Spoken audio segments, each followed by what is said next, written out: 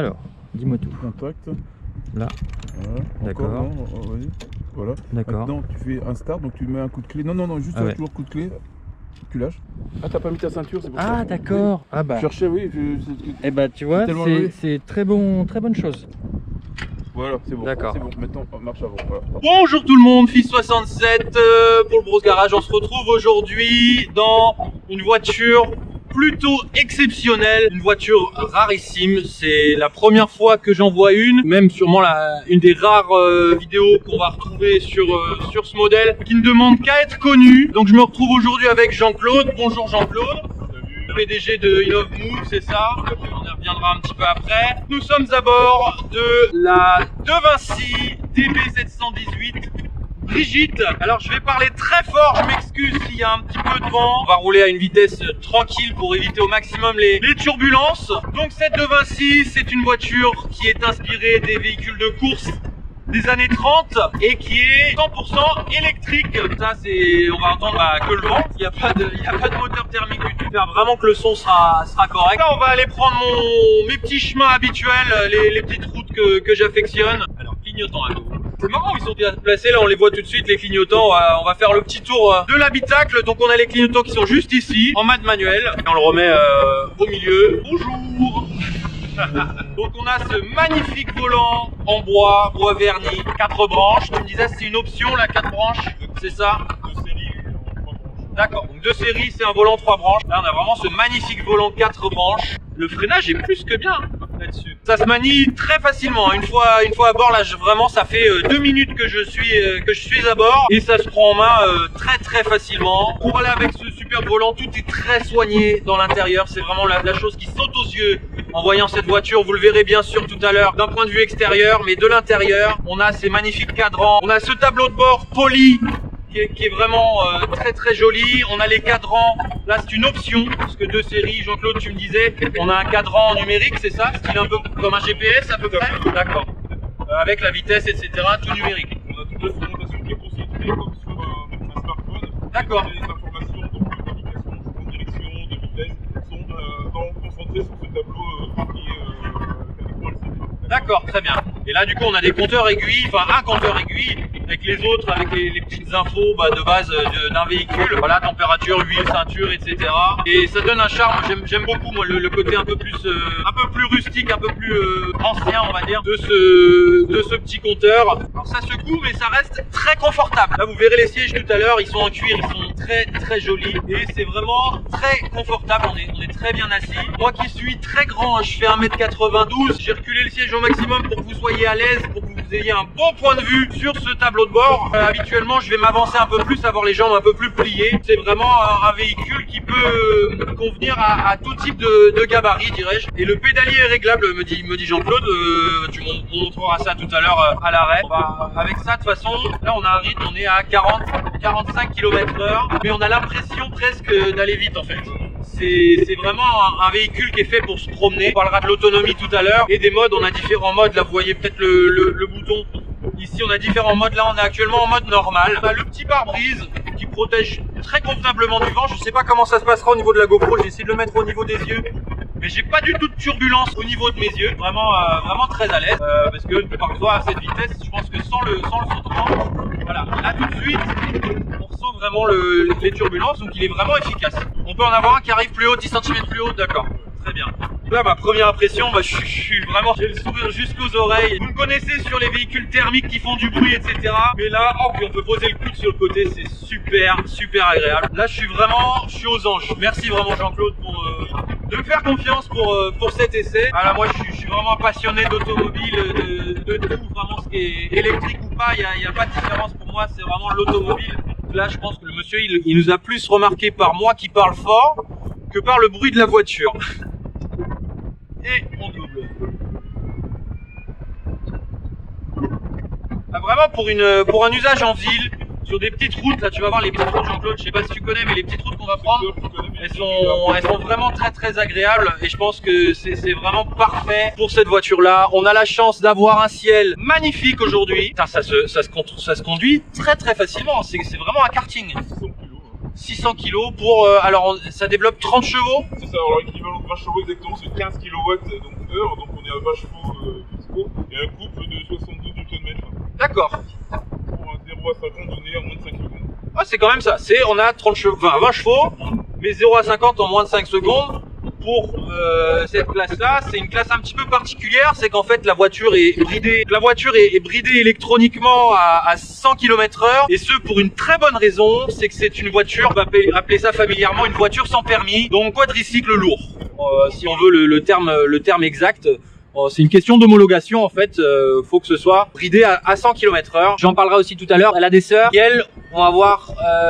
Non, les autres c'est pareil. Sauf la Marianne, comme vous l'avez dit. Voilà, elle a plusieurs sœurs, il y en a une qui peut atteindre les 120 sur circuit. Donc après l'instrumentation, sinon elle est vraiment simpliste mais efficace, c'est sobre. Je sais pas si je l'ai dit mais c'est une voiture française, 100% made in France. On a quand même un vrai savoir-faire en France sur l'automobile et là on le ressent tout de suite, c'est sobre, c'est efficace. Pour moi c'est vraiment ce qui fait tout le charme de cette voiture. On n'a pas de fioritures, on a le nécessaire et voilà. Donc on a les compteurs, on a le petit klaxon tout mignon ici. Là on a les feux de croisement, les feux de route, clignotant. On a une petite prise USB forcément, hein, qui serait un véhicule électrique sans la prise USB. Ça c'est pour régler le siège. Et ici on a donc l'autonomie, je pense, c'est ça. On a l'autonomie, là on est à 5, on est tout dans le vert, donc c'est parfait. On a 120 km, 127 km d'autonomie, tu me disais l'autre jour, parce qu'on a un peu discuté. D'accord, en mode économique. Au mode normal on va avoir à peu près combien? Une centaine de kilomètres, d'accord. Et donc après vous voyez le nom de la voiture qui se situe juste ici, donc Brigitte. Alors je sais pas, je vais le prendre doucement. Elle est pas trop basse sur les dodanes, ça va. Je préfère le faire doucement, c'est l'habitude. Voilà. On va éviter de la casser. C'est quand même une voiture qui vaut un certain prix, hein. Là on arrive vraiment dans les routes faites pour cette voiture. Je le dis, dans tous mes essais je le dis. Mais là, encore plus, c'est une voiture pour se promener. C'est pas une voiture pour utiliser tous les jours, hein.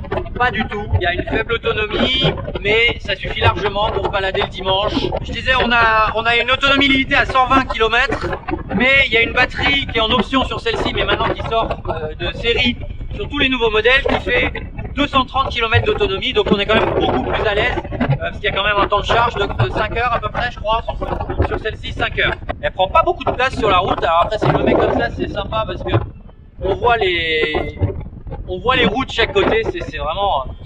Je m'imagine un peu pilote, je sais pas si... Non, Steve McQueen c'est beaucoup plus jeune que ça, je crois.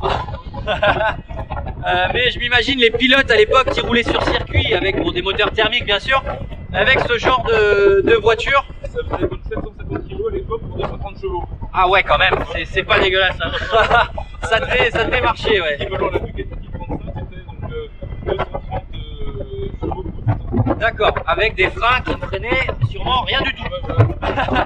Les mecs qui conduisaient, voilà, ils conduisaient avec, vous m'aurez compris. Puis ça se marie très bien avec le paysage, les petites chaumières, le faux véhicule ancien. Parce que cette marque de Vinci, créée par Jean-Philippe Dérault en 2017-2018 je crois, c'est une marque qui est très très jeune. Est-ce qu'on peut faire un petit départ arrêté? Oui, bien sûr. Oui, hop. Donc on va s'arrêter là. C'est royal. Tu t'arrêtes, t'as aucun bruit, t'as juste la nature. Et donc une claque de frein automatique. C'est un frein automatique, donc là si je lâche elle peut plus bouger. D'accord. Donc là je peux mettre pied au plancher. Tout à fait, vas-y. Allez, c'est parti. 1, 2, 3. Mode... Ah bah mettons le mode sport. Voilà. Allez, mode sport. 1, 2, 3. Alors il y a un tout petit temps de latence au début. Mais ça monte pas mal, hein. Bon, je vais pas l'emmener au plus. Je vais pas l'emmener à plus. Là on était à un petit 70-80 je crois. C'est très agréable à pousser.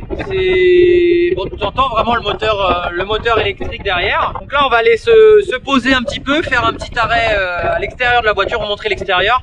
Puis on terminera l'essai un petit peu sur le retour après. On terminera de blablater dans la voiture juste après ça. Et donc je vais vous présenter l'extérieur de la de Vinci. Alors pour sortir, on s'appuie sur le côté, ça sur le milieu. Voilà. D'accord.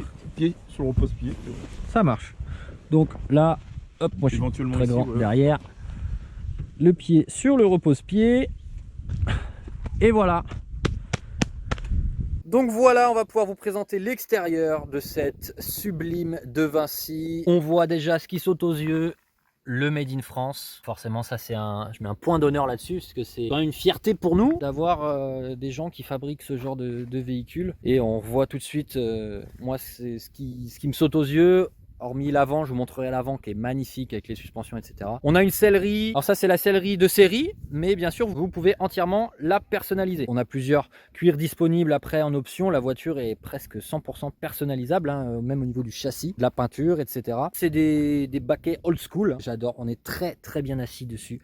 Ils sont vraiment très très confortables. Le plancher en bois, qui est super joli, avec la plaque testée approuvée. Donc ça c'est la signature de Jean-Philippe Dérault, le créateur de De Vinci.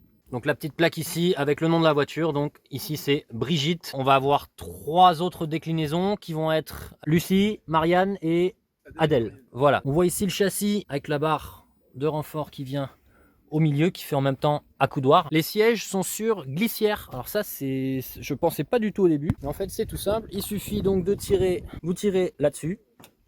Et vous avez le siège qui va pouvoir glisser avant, en arrière. Pas de beaucoup, mais largement suffisant pour convenir à tous les gabarits. Donc la voiture qu'on a aujourd'hui, elle est en biton, c'est-à-dire qu'on a l'arrière ici qui est peint. C'est une couleur qui va se rapprocher un peu du nardo grey qu'on a l'habitude de voir sur Audi et que j'ai moi-même sur ma voiture. Et à l'avant, elle est brute, donc couleur aluminium brossé. Vraiment très très sympa. C'est ce qui fait tout le charme vraiment rustique, old school de la voiture, hein. Ça va totalement dans le thème. On a les magnifiques jantes à rayons. Alors ce sont des jantes, donc c'est du 16 pouces à rayon avec des pneus Michelin spécifiques. C'est des pneus qui sont développés spécifiquement par Michelin pour ce véhicule. Les bâtons sont vraiment magnifiques. On a le gros frein à disque derrière et on est quand même sur du freinage Wilwood. C'est pas rien, je disais tout à l'heure qu'on a un bon freinage. Wilwood, c'est des très bons freins. On utilise ça pas mal en compète. C'est du super matos qu'on a là. On a les 2 feux qu'on retrouve ici avec les clignotants. Là, on arrive sur le magnifique train de suspension à l'avant. On les voit pas super bien là sur l'écran, on est en contre-jour, mais on a 2 gros tubes de suspension ici. Faut savoir que le freinage et la tenue de route ont été élaborés par Ari Vatanen, le pilote de Renault. Donc c'est quand même quelqu'un qui sait de quoi il parle, hein, niveau tenue de route, je crois. C'est ce que j'expliquais tout à l'heure. On a un ressenti de la route, on va ressentir les imperfections, etc. Mais c'est pas du tout désagréable. C'est qu'on est très bien installé dans les sièges. L'amortissement se fait très très bien, très agréable. On va voir les roues bouger, mais on va pas avoir d'à-coups dérangeants. Au niveau de la conduite, ça va pas du tout venir nous déranger. À l'avant ici, ça ce sont les protections pour les disques. Ici, on a des petites barres de renfort avec montées sur Silent Block, encore une fois reliées aux amortisseurs qui sont derrière cette magnifique grille.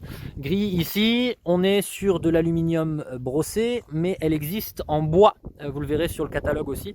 Elle existe en bois et ça rend vraiment très très joli également. Il y a quoi en dessous là? Ça s'ouvre? Simple. Il n'y a rien du tout. Donc ici, ça va être pour régler le pédalier. D'accord, tu voulais me montrer ça. D'accord, donc c'est pas, faut le faire quand même à la maison. Ouais, tout à fait. Donc avec une clé Allen ici et les 2 ici. Ouais. Et donc on a 1, 2, 3. Bah après il faut juste une clé Allen et puis il y a tout ce bloc là qui va se déplacer. C'est pas mal. Ici on a la boîte à fusibles. C'est vraiment minimaliste. On comprend pourquoi elle fait que 600 kg. Et là on a un petit coup d'œil plus précis sur les suspensions. C'est vraiment vraiment bien étudié. On a le renfort là, la barre qui va à l'extérieur de la voiture qui est reliée là-haut.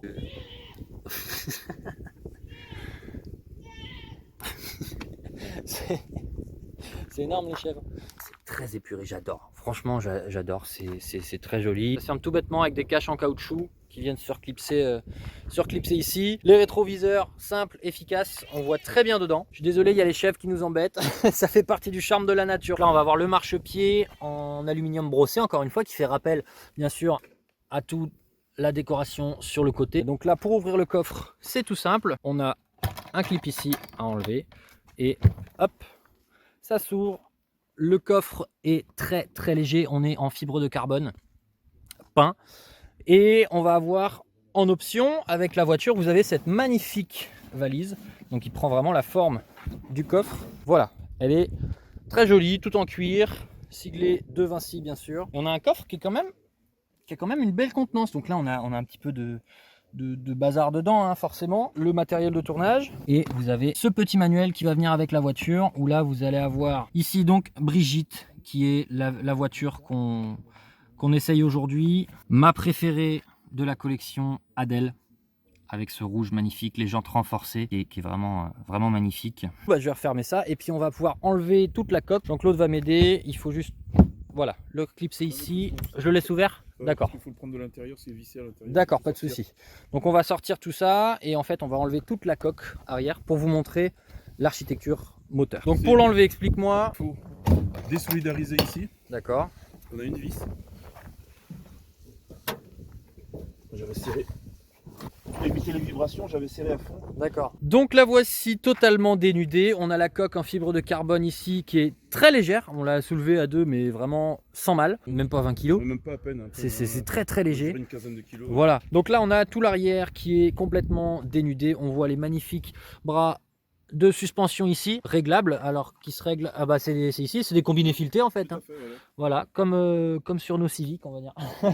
D'accord, qui se règle à la main en plus, il n'y a pas besoin d'outils. Super. Donc on va avoir deux batteries, la première batterie ici qui fait 12 volts, qui va s'occuper d'alimenter tout ce qui est instrumentation, tableau de bord, etc. Et le gros du sujet, ici, la batterie qui fait 80 volts pour alimenter le moteur de 15 kW de la De Vinci, avec ici tout ce qui est donc moteur. Ici on va avoir la chaîne de traction, propulsion. Ça drifte pas. Il y a une option drift, il y a un mode drift qui va sortir.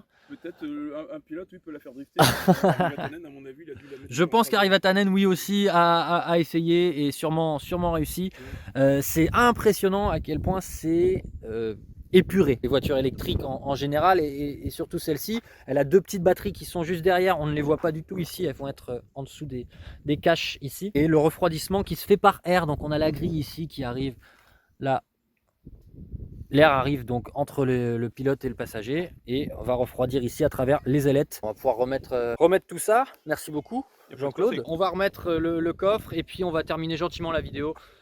Sur la route, on va se retourner. On a pris un petit peu plus de temps que prévu. La vidéo est peut-être un peu plus longue que d'habitude, mais ça me tenait vraiment à cœur de présenter tous les aspects de cette De Vinci. Je remercie Jean-Claude Octavial, PDG d'InnovMove, de m'offrir cette opportunité. Voilà, on va faire quelques petites photos et on se retrouve sur la route